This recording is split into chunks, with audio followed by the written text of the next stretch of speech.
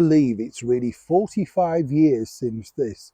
I know, come on, cast your mind back. 45 years for all the young people out there that are watching this show that have probably never heard of 45 years and think it's an endless lifetime. It certainly is when you think about it, because it is 45 years since this particular spectacular movie musical, Grease, starring Olivia Newton-John and of course the gorgeous John Travolta, hit the big screens. Now, for so many people, it was the soundtrack of their youth and has remained, in fact, when you think about it, because somewhere currently in the world, there are still productions on stage of Grease the musical. It first came over here, by the way, into the United Kingdom and starred none other at the Cambridge Theatre than the very young Richard Gere. Can you imagine?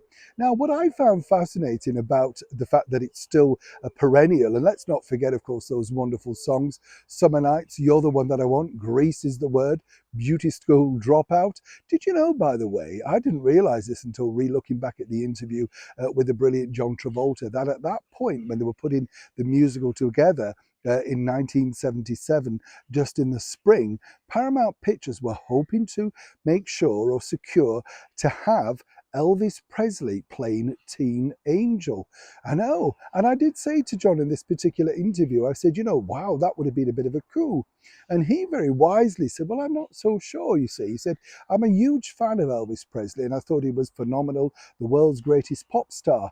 But really, could you buy Elvis as anything at that point in his career other than Elvis? He did have a point.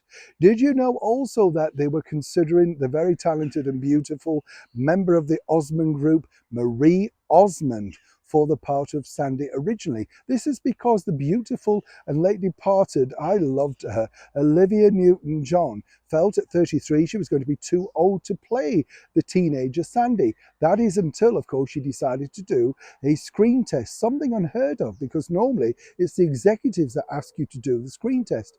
Opposite way around, Olivia said, if I think I can do it, I think I can pull it off, I'll do the part. As you know, movie history was made. And there was talk, of course, of reviving that movie history by doing Grease 2.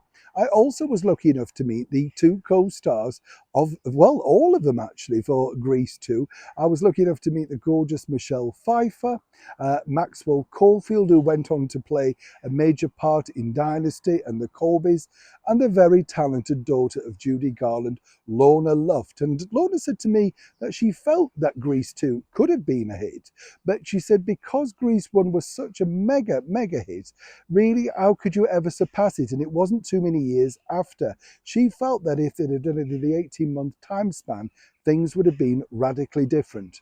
So, if you're ready to ramalanga ding dong, I know, and if you're ready, of course, to sing along to those summer nights. You're looking, by the way, at a Teen Angel. I've appeared as Teen Angel in Greece.